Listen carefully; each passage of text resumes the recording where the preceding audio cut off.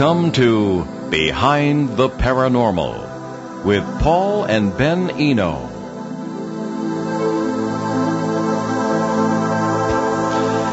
Is everyone wrong when it comes to the Mayan prophecy about 2012? Do we even have the year right? Will Ben and I have to write any more radio scripts after the 16th? Well, that would definitely be a blessing in disguise. Hey there, welcome to Behind the Paranormal with Paul and Ben Eno, and this is the 430th edition. No, 403rd. 403rd edition of Behind the Paranormal with Paul and Ben Eno. Sorry, my mild dyslexia kicked in.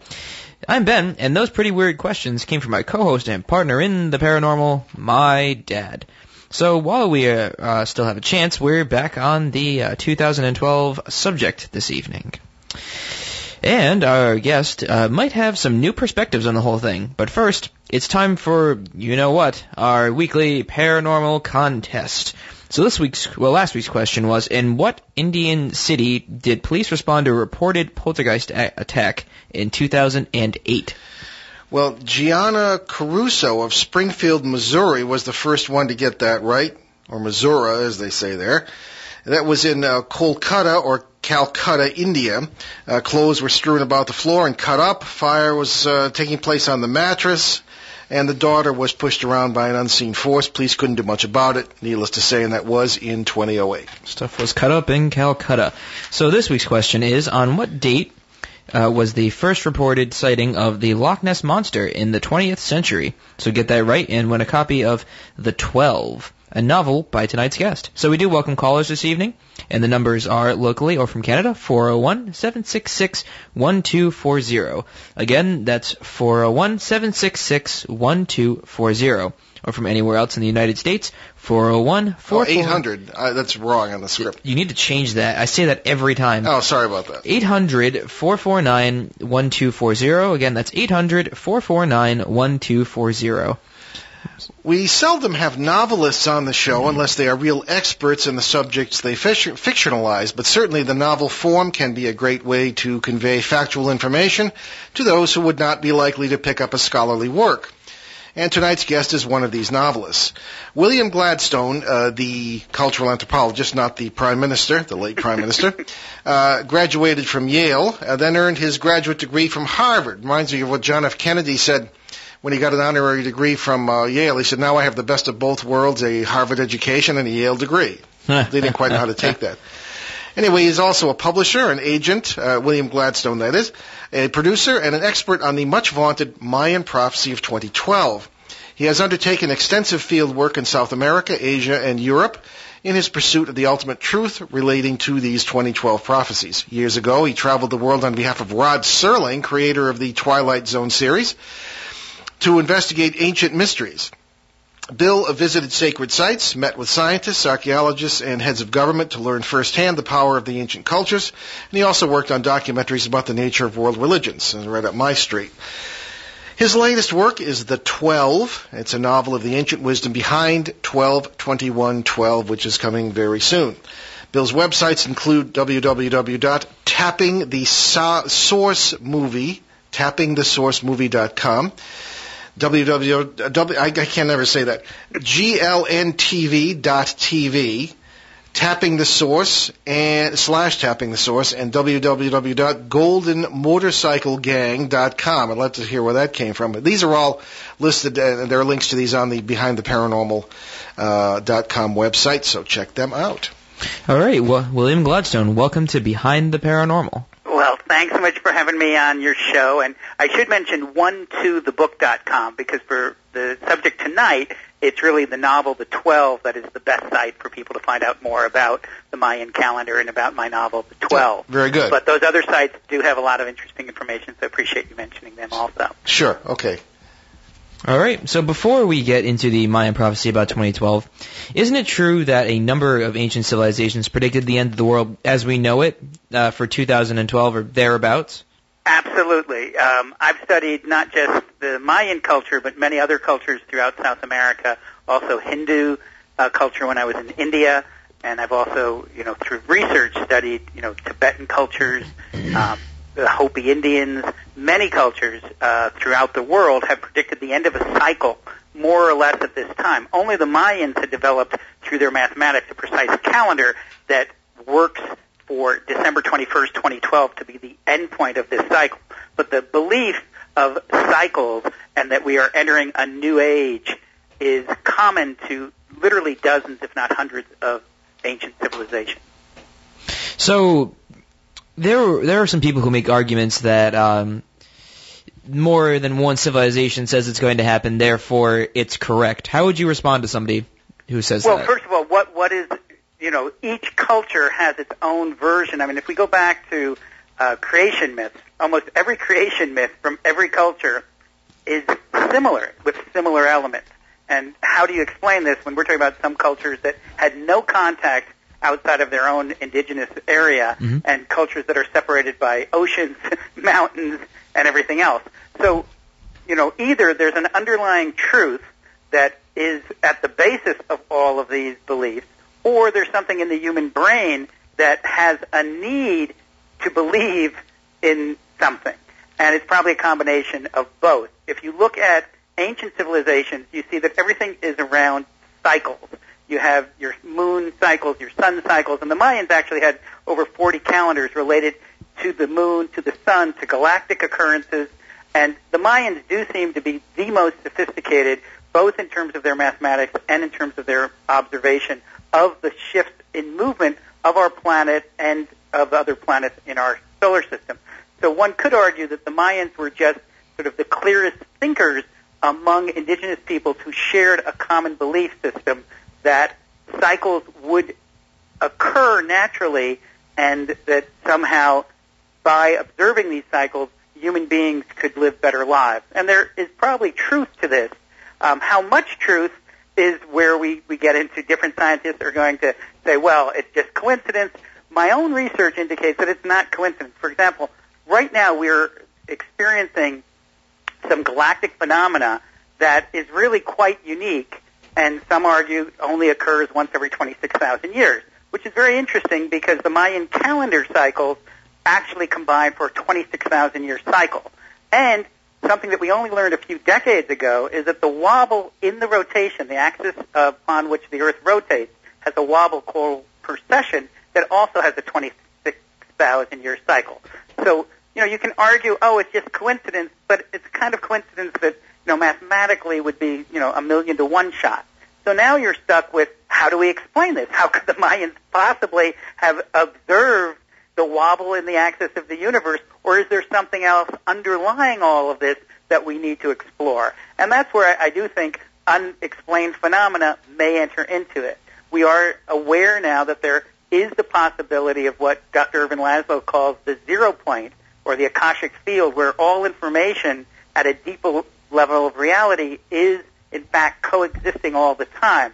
Perhaps there was a way that some indigenous people were able to access that information, that zero point, because I have no better explanation for how some of these phenomena could have been explained, how you could have this concordance between this ancient people's calendar and actual events that we've only learned in the last 50 to 60 years.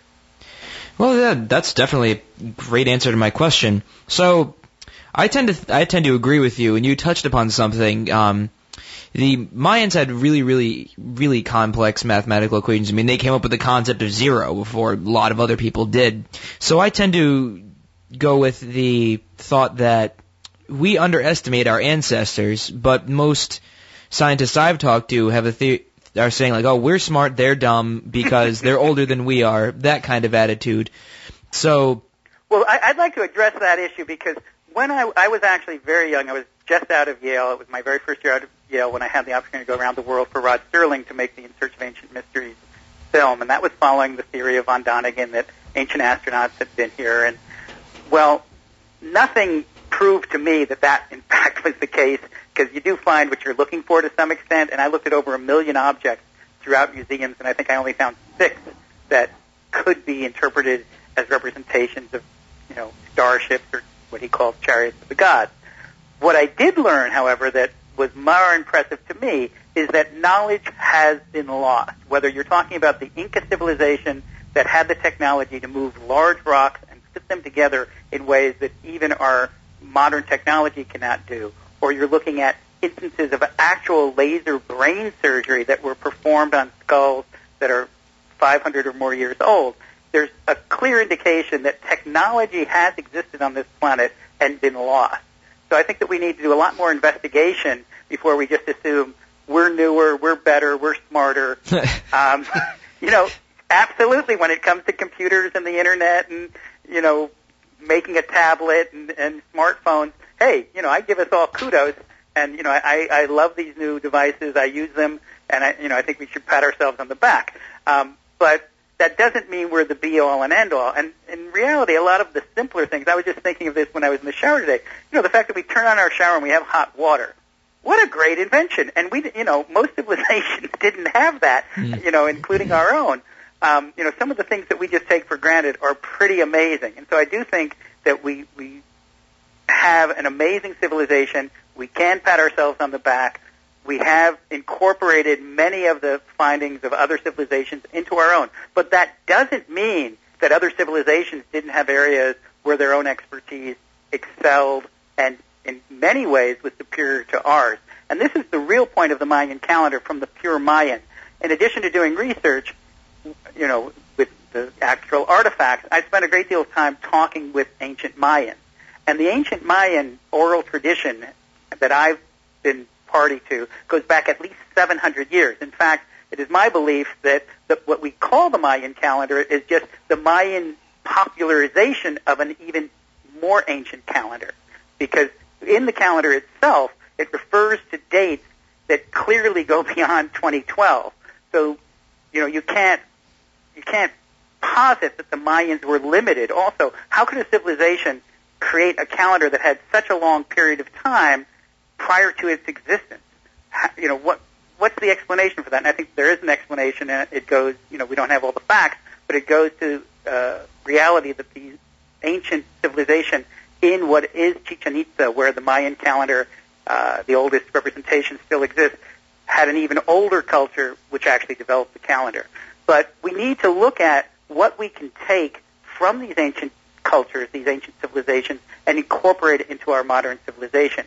And what the Mayan teachers have told me is that the real point of the Mayan calendar is this change of cycle that has to come. We have to get away from overemphasis of the material and the ego and be more compassionate and more aware that all human life and all life is interconnected, and that we're only going to start really appreciating the opportunities for human beings when we have this wider perspective. You actually just touched upon my next question, which you may have known that I was going to ask it or not, but it seems that every Mayan we've heard from has a little bit different version of what the Mayan prophecy actually is. So is there really a Mayan prophecy, and what does it actually say? And you said that it's a Mayan popularization of a much older concept. So what is the older concept? Well, the older concept is that, and this is not something I can prove scientifically, but the older concept, and I'll give you a little background.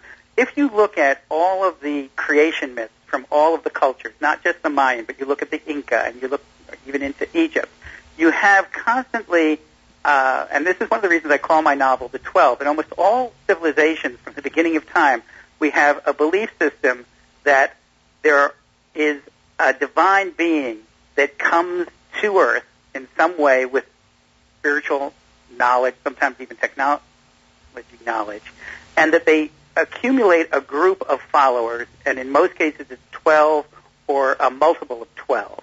And these 12 have the task of bringing this information throughout the ages and preserving it and passing it along to future generations. And that's more or less the thesis of the novel itself. I took these ideas and put them into a novel. And I think it's very important that people realize that you have many cultures, not just the Mayan, that have these beliefs. So whether we're talking about the precursors to the Mayan or we're talking about ancient Hindu civilization, which has nothing directly to do with the Mayan, there may be some underlying truth in the nature of human organization and human structure. And one of the reasons I was so fascinated with the number 12 is only recently have we learned that our very DNA is in what they call a dodecahedron, a one-sided cube. And it's this shape, and this shape alone, that allows the transmission of our genetic material. Then you look at the other side of it, you go all the way back. The Christians were not the first culture to come up with the 12 disciples. You have the 12 lost tribes of Israel, you have the 12 in other cultures, even in the Mayan cultures, you have the 12 princes of Ixalba. So this idea of 12 sort of runs through all of these cultures all over the world, and then you combine that with these beliefs that also run through all these cultures all over the world of the end of a cycle and the beginning of a new cycle, and then you add the specific date of December 21st, 2012, and you do have an interesting marker. Not that anything is actually going to happen in the observable universe that we observe, but that doesn't mean that something isn't happening in what I would call the unseen world. I think that there is, in fact, directionality to the universe, and that it is not a coincidence that this specific date has been chosen and that we're paying attention right now, because this is a unique moment in the history of the evolution, not just of our planet, but of our entire universe. There is something going on that has never happened before, and the fact that we're not totally able to observe it does not mean that it's insignificant. At the same time, all of this talk about doomsday and apocalypse is completely fabrication. There's certain people who have benefited monetarily from it. There's other people who just, enjoy creating, horror movies or whatever you want to call them, and, they're entitled to do that. But one of the reasons that I'm willing to be on the radio, particularly right now, is in the feedback I've gotten from my novel, The 12, it's been a lot of young people who have just thanked me for telling them that the world's not going to end and explaining it in a fun, entertaining way, because many people still believe some of these doomsday sayings, and they're frightened, and there's no need to be frightened. Well, I don't disagree with you, but I think there's every reason to be frightened on the broader scale, because absolutely, there's the Middle East and all this business. Yeah. No, well, this is what I was, and thank you for pulling that out. Yes, this date is not insignificant. It's an important date, and it's an important time in our evolutionary history. Basically, as a species, we're at a crossroads. What we decide to do over the next 10 to 20 years is going to determine the fate of this planet as far as human beings are concerned. We are doing things which are putting not just the ecosystem in danger, but our very survival in danger. And there's more to survival than just not dying. And what we do as a collective humanity right now is of vital importance. So I think that from that point of view, what the Mayans are saying, what these other indigenous peoples are saying, is very important. We do need to pay attention to it. I just wanted to be clear to young people, particularly, that they will wake up on December 22nd, and they're gonna be fine. You're not, obviously there could someplace be an earthquake or something happening. We have natural disasters happening all the time, but there's not going to be anything earth-shattering. Yeah, good pun. But no, I was just going to say. I'd like to thank you for saying that, because a lot of people write into us and their children are afraid. I just think it's kind of funny and it's actually really bad that I find this funny, but I'm a college student, so everybody I meet who's a college student, they're like, "Oh yeah, the world's gonna end." I'm actually really excited for that, and it's like, I can't tell if that says something about my generation or not. Wait a second, what are they excited about? They think it's a joke then, because how can you be excited about your own demise? I mean, if the world actually were to end, it means we no longer exist, at least not in physical form. Oh yeah, that's true. It depends on if you take our multiverse point of view, that's not the case, but it's nevertheless. Well, then again, the end of the world is the Friday during my exam week, so I would probably want it to be over too. It's ironic having your astronomy exam that day. Yeah, I know. Ironic indeed. Yeah. Well, you make a number of very good points, Bill, and one, of course, the first one being something we've all often thought about, and that's the very age of our species. You have a million years, really, of human history. We call it prehistory. That's just a blank. 1,000 civilizations could have risen and fallen. Go from hunting for mammoths to lawyers and agricultural monopolies like the next. Well, like the Sumerians did. It could be. I have to say, I'm of two minds, because I was brought up very conventionally, and I did go to Harvard and Yale, and they are conservative institutions, and even before that I went to Phillips Academy Andover, and this is mainstream education, and in the mainstream, as good as you get. And it was very clear to me as a student that we had to observe and measure to give any credence to any belief, whether it's historical or otherwise. And yes, we are starting to find things that change the dateline, if you will, of the history of our species. But it is fairly inconceivable to me that were there an actual Atlantis, that we wouldn't have found, remnants of that civilization by now. And, to think that there were other high-end civilizations that disappeared without a trace at all, maybe the multi-universe is a way of explaining it, alternate realities. But in terms of the reality that we're inhabiting at this time with the particular molecules that, we enjoy as individual egos, I find it unlikely that we had, vast eons of civilization superior to our own, which then disappeared. Obviously, the Mayan was a civilization that in some ways, particularly in terms of mathematics and their ability to create calendars, was superior. But that's, one very, remarkable civilization, and I don't think it's an indication that there were hundreds of such civilizations. I don't know. You hear, we've naturally covered this subject with a number of different authors, including a physicist who doesn't believe any of it, and then an author who does it, one who also wrote a novel. But we just get different stories from everybody. I mean, on the bright side, there are a number of people who are saying that there would be some sort of consciousness wave will all be ascended. I'm fascinated by what you're saying, and I want to believe it so much that my next novel, which is coming out in September, called The Power of the 12, actually delves into these specific issues of the Illuminati and multi-universes and, what could be happening in a parallel universe that impacts our universe. And I do believe that we are just, one of infinite number of universes and infinite number of Earths. And when you get into that kind of thinking, then yes, you can pull the plug on all traditional thinking because all bets are off. However, I would still say, even if there's multi-Earth, that the very Earth that we're on is unique and individual, just the way that you are unique and individual as a person. The way I describe it is you are also, as an individual, you're a particle, but you're also, as consciousness, part of a wave. And as part of the wave, there's nothing unique about you whatsoever. You are part of a larger consciousness which permeates you and everyone else. And so you're both simultaneously an individual, particle, and a higher consciousness wave. And part of each other.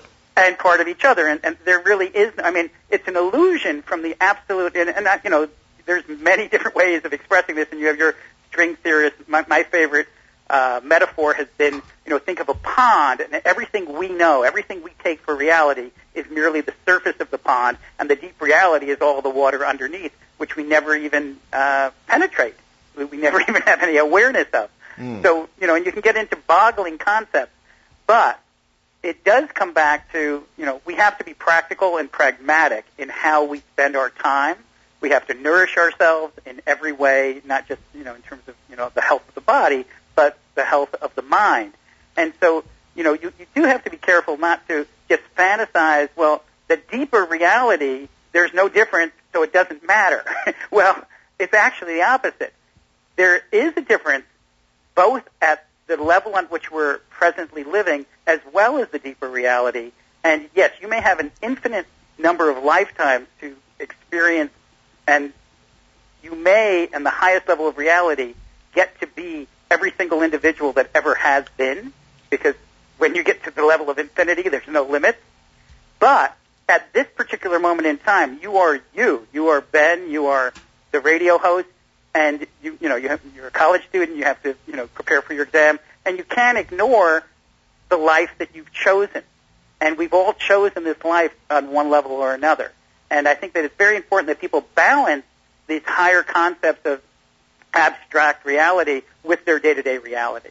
And the awareness of the abstract can improve your day-to-day reality, because if you start realizing when you go to, strike someone or steal something, that you're really striking or stealing from another part of yourself. Absolutely. It's gonna alter. Hopefully you'll do wait a second, why am I doing this?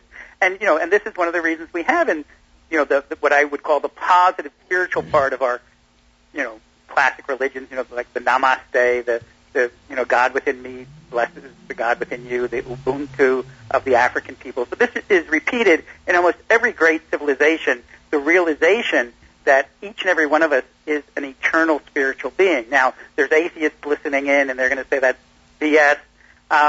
Well, how do you know? One of the motivations I had for writing the novel was the 12 is when I was 15 years old, I had a near-death experience, and I incorporated that into the novel. And for about 30 years, I didn't pay much attention to it because, when I first did, I was told, Bill, what are you talking about? You obviously, didn't have enough oxygen. You hallucinated. What you experienced can't be real. Focus on the playbook here. We got to win the football game or the baseball game, or right. Well, we have to take a break. Okay. Okay, Bill. We'll be right back. You are listening to Behind the Paranormal with Paul and Ben Eno on WOON 1240 AM in New England's beautiful Blackstone River Valley. We'll be right back with our guest, Bill Gladstone. Stay with us.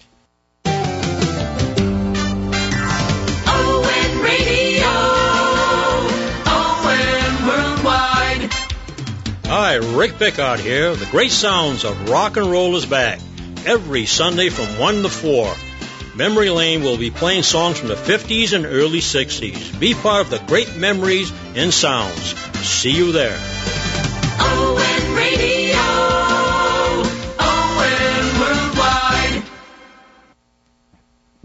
Well, we're back. We are back.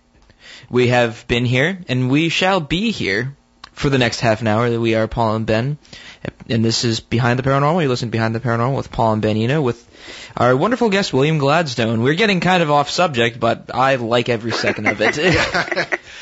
Well, I wanted to ask you, Bill, what did the Mayans actually predict, and did it have anything to do with the 21st? I mean, you can't get a straight story on it. Yes, okay. The Mayans did predict that there would be a change in the 26,000-year cycle and that it would occur on December 21st, 2012, that there would be an alignment of the planets and there would be some other galactic happenings. Yeah, we know that, yeah. Most of these predictions are actually accurate and true.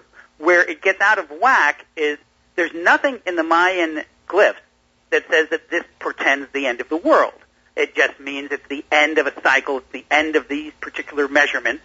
Like the end of a year, the end of a month, means change. The end of any period. And that is predicted, and it is true. And unlike our calendar, which is, frankly, not really related to any physical events, their calendars were. And it happens to be the end of the solstice on that day at that particular time, and that is, something that we know to be true.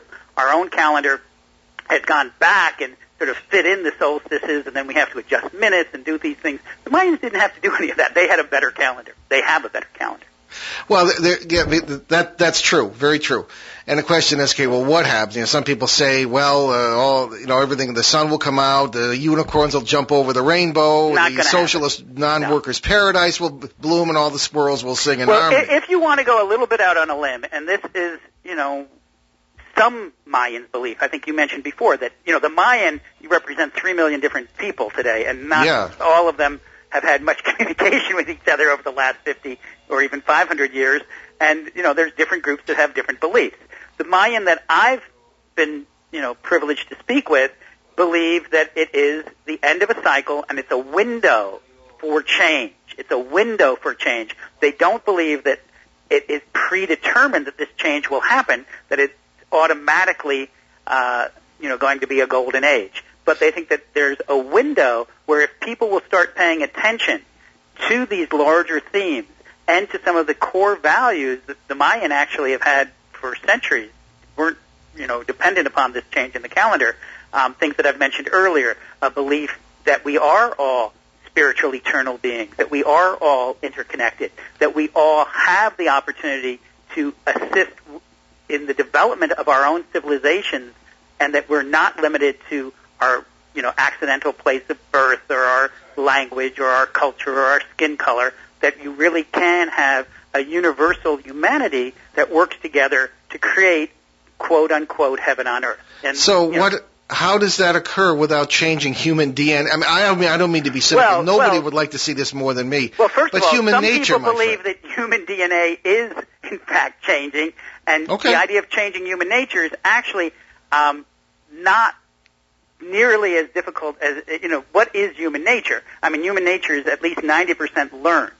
Yeah, I suppose, And so a lot of it has to do with what are we going to teach our children? How are we going to program them to live lives that are less egoistic, if you will, that are less materialistic? How are we going to create meaning for people when just having the big house on the hill with the Ferrari and, your private jet is not the definition of ultimate success? But young people today seem more egotistical than ever. It's all about me. Right now. For certain people. Yeah. But at the same time, it's like we have a lot of chaos going on. We have the worst and the best happening all at once. Yeats' famous poem on the Second Coming was about, the best go meekly into the night and the worst are full of passionate conviction. Mm-hmm. I think we there's certainly some signs of that out there, and, God forbid that is the scenario that we're going to encounter. At the same time, there are so many signs of people really caring in ways that never happened on this planet before. Because of our communications technology, when you have a storm like Sandy, when you have the tsunami in Japan, people immediately, at least many people, do leap to do good, do leap to help, in whatever way they can. And we also have people that are starting to wake up. They're starting to, escape the programming, much of which is based on fear and lies and, very, specific self-interest. And whether we're talking about, the food chain, whether we're talking about politics, whether it's economics, even education and health, there's a lot of waste and stupidity that is masquerading as status quo that must be protected at any cost. And I think this is breaking down, and I think we're going to see some change. But is it going to be easy? Is it going to be without suffering and pain? Absolutely not. I mean, it is not just because we're changing this cycle going to be effortless. Yeah. And if you look at things from a larger perspective, I like to tell people, if you look at 26,000-year cycle, we've been in the last seconds, if you compared it to a day, for the last 10 years. We've been in the last, couple of minutes.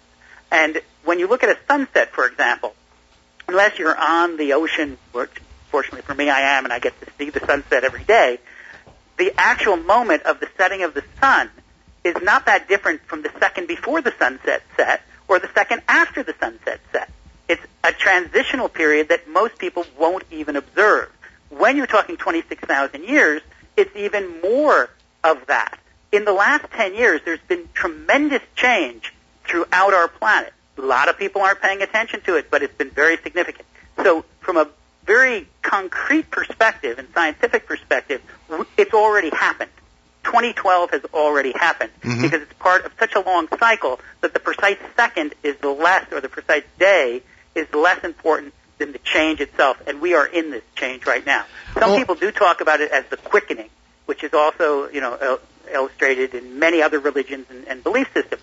Something is happening, and, we can get into my personal beliefs about what it is. I don't have scientific, confirmation of it, but I do believe that things are speeding up on multiple levels, and it does have to do with consciousness, and it does have to do with awareness.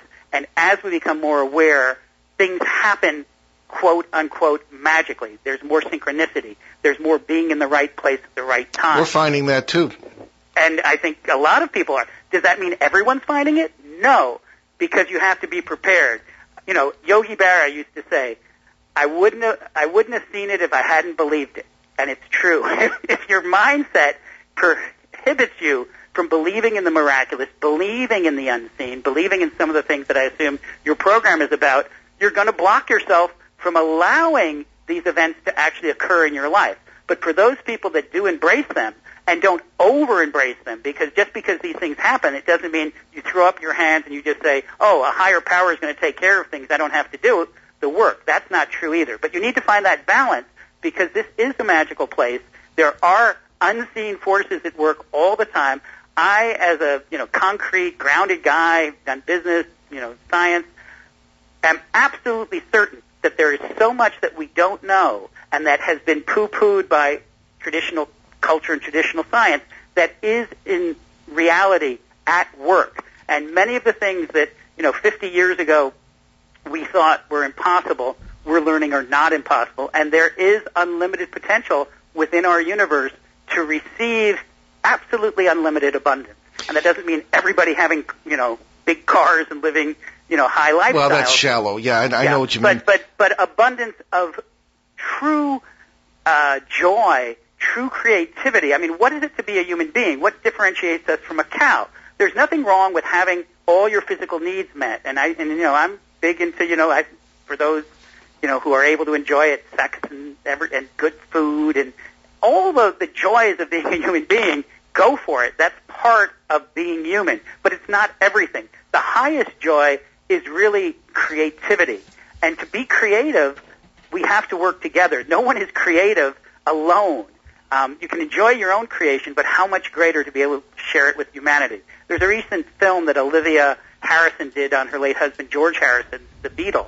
And there's a scene where they have this beautiful sunset, and she says, George, when he saw this sunset, said, that's what I want to create. As much as he was creating the great music, to create this incredible sunset. That's the level of creativity that gives ultimate joy because it's shared with everyone on the planet.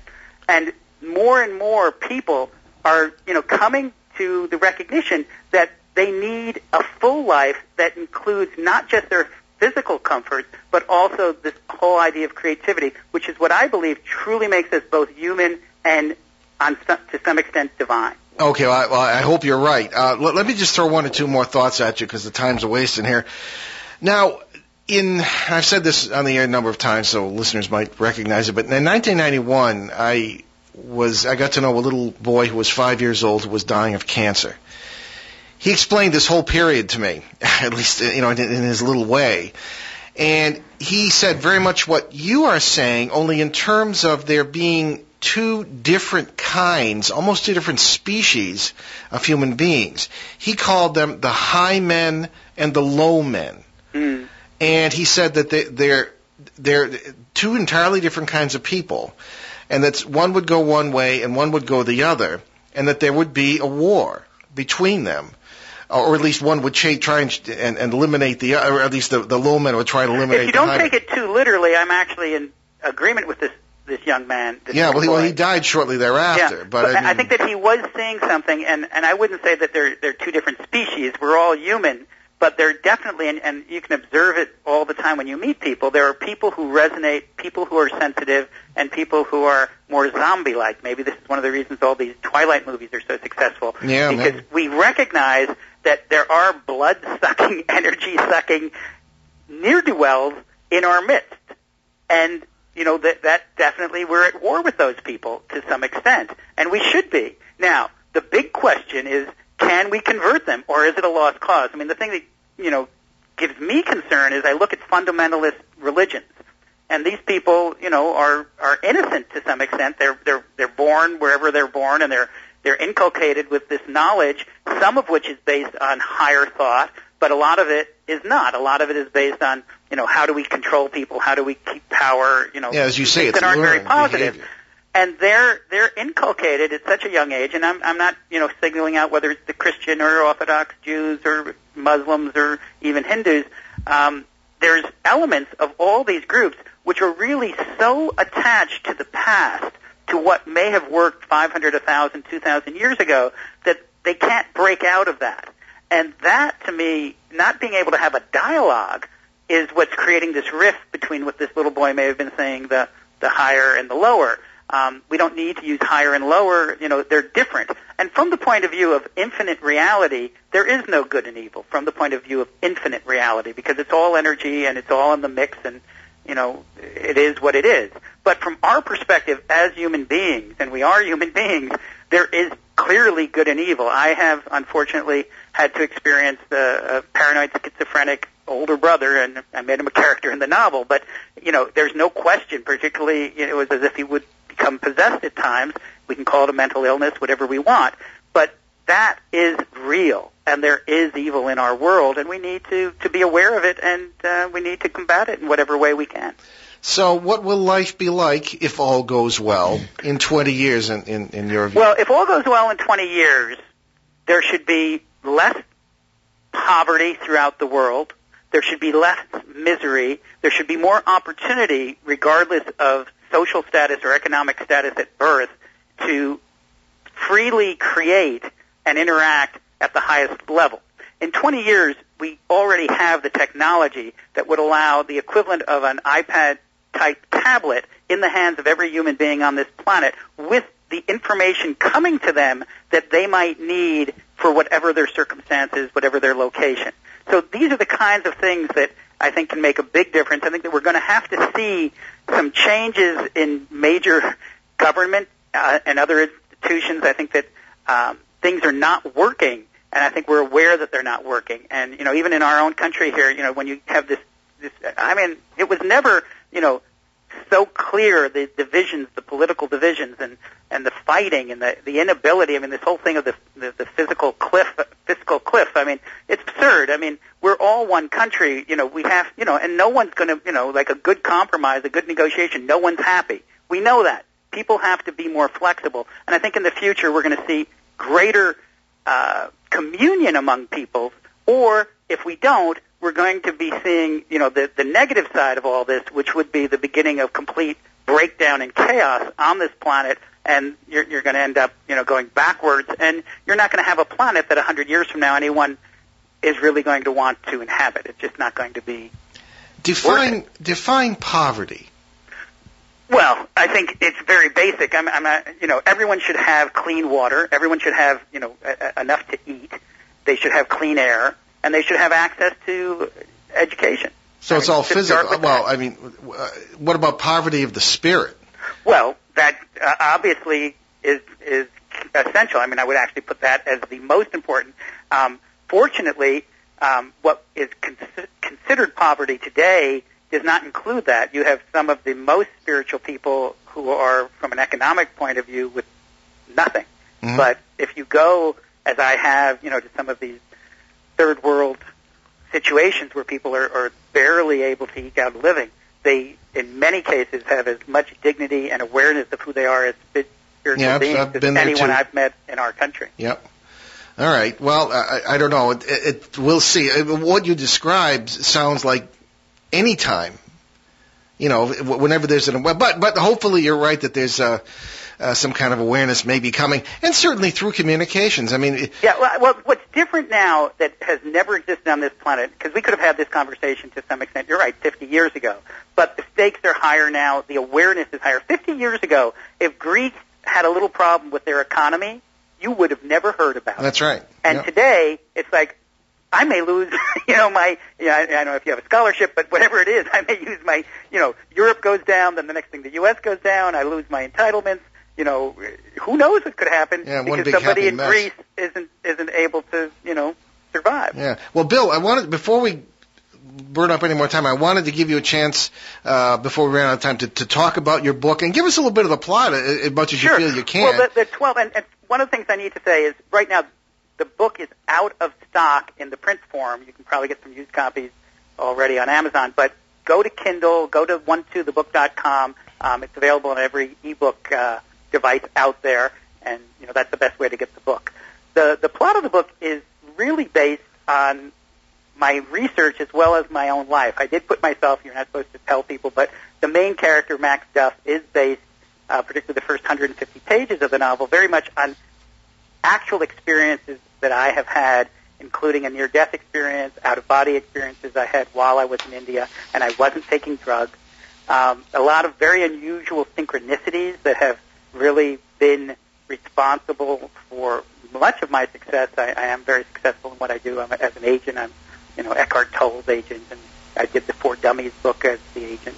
So, I've had a lot of success, and a lot of it actually has come from what I learned when I was the researcher for Rod Serling doing In Search of Ancient Mysteries. That experience is part of the novel for the main character. And, I learned very early on that there were powers that were far beyond what the producers, the director, or I knew that really, if you paid attention, would help us make that film. And I basically use those principles and continue to use those principles in my daily life. The novel is about what does the Mayan calendar mean. The main character encounters in his near-death experience, and this is also true, 12 names.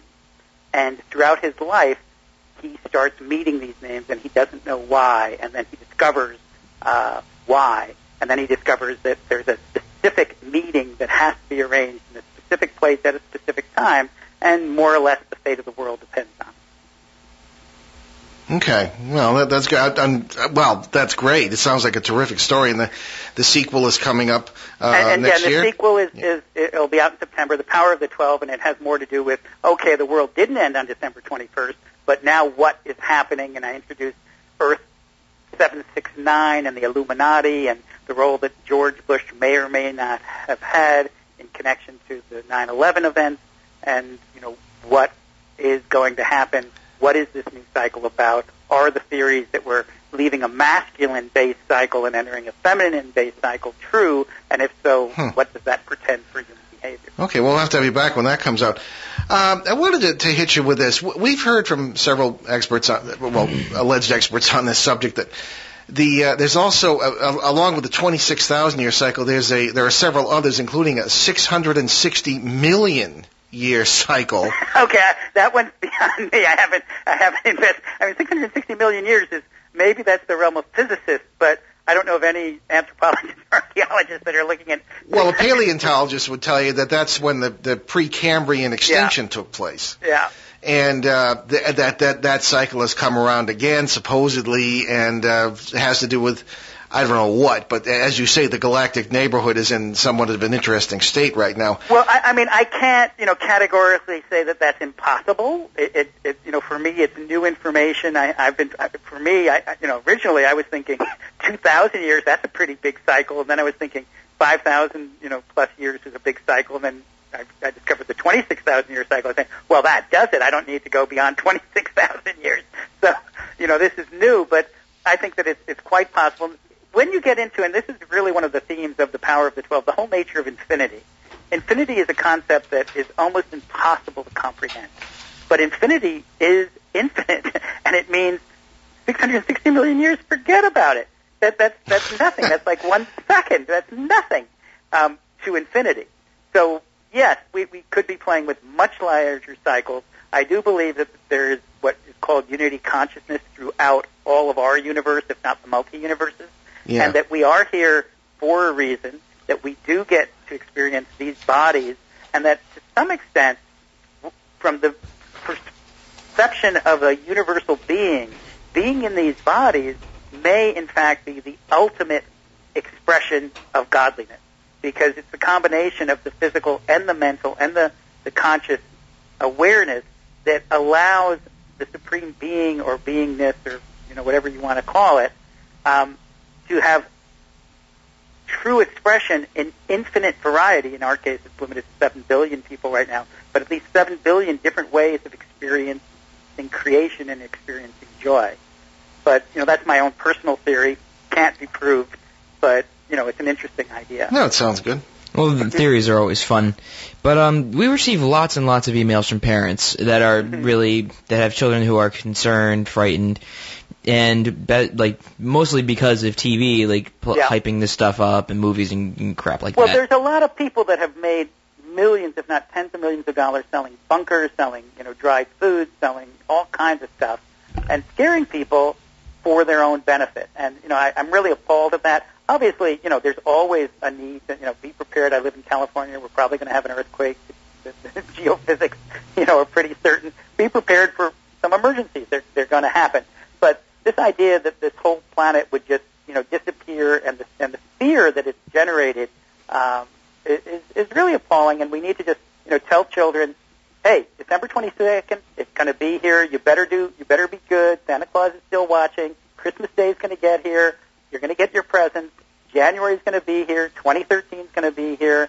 You don't have to worry. These are just people, who are sensationalizing a calendar, misinterpreting a calendar. The Mayan themselves have never said the world is going to end. That's our understanding. All right.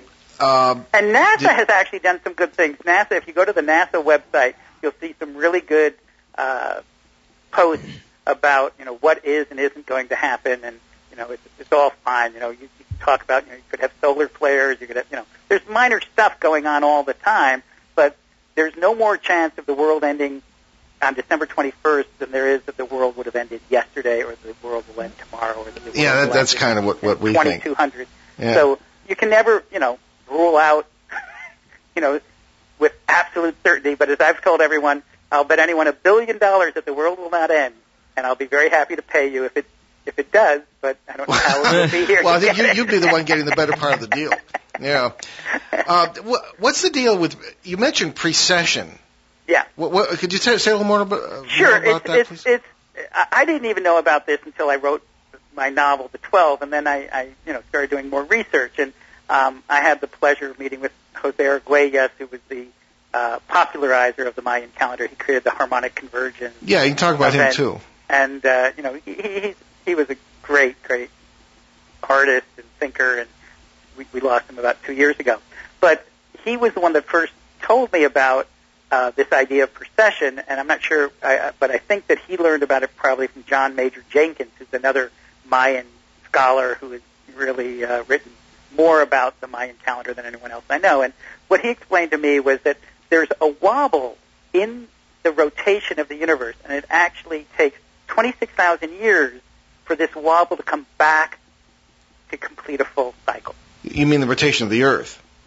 Well, in the rotation of the Earth, the Earth is rotating all the time. Yeah. But the precession is the wobble around the rotation. Oh, that's and right, this yeah. wobble takes 26,000 years. It doesn't take 26,000 years for the Earth to rotate, but for there to be a complete return of energy is 26,000 years. So if you posit that this is a scientific fact, and I've been assured that it is, and then you do open yourself to the exploration of, we're really just all energy. So energetically, we are entering a different energetic cycle. And then you combine this, now look at all these ancient civilizations that have all been talking about this. Not all of them have this date. Well, maybe for them, the full energy started at a different time and will end at a different time. But they're also saying, there's going to be a change of energy cycles. And you look at the Hindu Kala Yuga, the end of the Iron Age, and the beginning of the Golden Age, and you look at the Hawaiian beliefs and all these other ancient civilizations. What's going on here? Could it be that there really is, from a scientific point of view, something changing, and that this change is related to some of these belief systems, and that what we're experiencing in our own bodies is the quickening as greater connectivity with people, greater acceptance of synchronicity in our own lives. Maybe this is what they've been talking about, and we're already starting to experience it, because as I said earlier, the change in the cycle isn't just, it took, the second for the sun to go down for the skies to start to darken. It's been going on, and, we're in it right now, and I think it just continues over the next 10, 20 years. Okay, well, we're just about out of time, Bill. Well, thank you for a fascinating conversation, and once again, it's William Gladstone, author of The 12. Check it out on Amazon, and there are links to his sites on our site, BehindTheParanormal.com. Bill, thank you for a marvelous conversation. We'll have you back when... I look forward to it. You guys are doing great work there, and good, fun show. Thanks very much. Great conversation. Okay, take care. Okay. All right, we have a few announcements before we leave you for the evening. Less than 2 weeks ago here in Woonsocket, Rhode Island, there was a fire at St. Michael Ukrainian Orthodox Church, which is pastored by Father Anthony Perkins, a paranormal scholar in his own right and a frequent guest on our show, also a distant cousin of ours. If any of you has ever been inside an Orthodox church building, they are extremely beautiful, and they are arranged like the kingdom of God in the book of Revelation. There are magnificent artworks. At St. Michael's, I'm told that the fire actually stopped at the icon of St. Michael and went in another direction. Nevertheless, there's a great deal of water and smoke damage, and help is needed for rebuilding. These are a great priest and a great people, and we urge everyone to give them a hand in their time of need. You can make a donation at stmichaeluoc.org. stmichaeluoc.org as a PayPal donation link, and we urge you to use it and to do what you can for these good people. Yeah, so also watch for news on the Necronomicon in Providence, the H.P. Lovecraft Convention set for August 23rd through the 25th, 2013 in Providence, and we'll be keeping you updated on stuff like that and hopefully more speaking engagements in the future. Right. Okay, also we would point out BehindTheParanormal.com, our website, find out about our guests, past, present, and future, find out what Ben and I are doing, and you can sign up for our quarterly newsletter or become a show reporter. So do all those things. You can also buy my books. certainly do that and help us keep the site free. There are, of course, over 450 nearly 450 free podcasts on that site. Oh, what about subscribing to the newsletter? And subscribing to the newsletter. As I say, it comes out quarterly, and check it out. So many thanks to our producer, Ben himself, who was, I'm very proud father, was just accepted at Emerson College in Boston, for the finest broadcasting school in the country. To tell everyone. I will tell everyone. I'm proud of you. Thank you. And for, of course, it'd be junior next year, his transfer. Next week, December 10th, when Ben and I will welcome author and scholar Eliza Wood about plans to rewrite the Bible. And believe it or not, there are paranormal tie-ins to this. Wait, seriously? Well, we'll wait and find out. Okay, well, everyone's just going to listen to that because that sounds like an interesting show. So in a regular CBS edition on December 9th, my dad and I will welcome Scottish author and folklorist Jeff Holder for a discussion of poltergeists from the European experience. So if you have questions for us, get those emails in now, Paul at BehindTheParanormal.com or Ben at BehindTheParanormal.com. We leave you this evening with a thought from 19th century American author Elbert Hubbard. Do not take life too seriously. You will never get out of it alive. Oh, so thanks for joining us on our great cosmic journey, and we shall see you next time. Return to this radio frequency 167 hours from now for another edition of Behind the Paranormal with Paul and Ben Eno.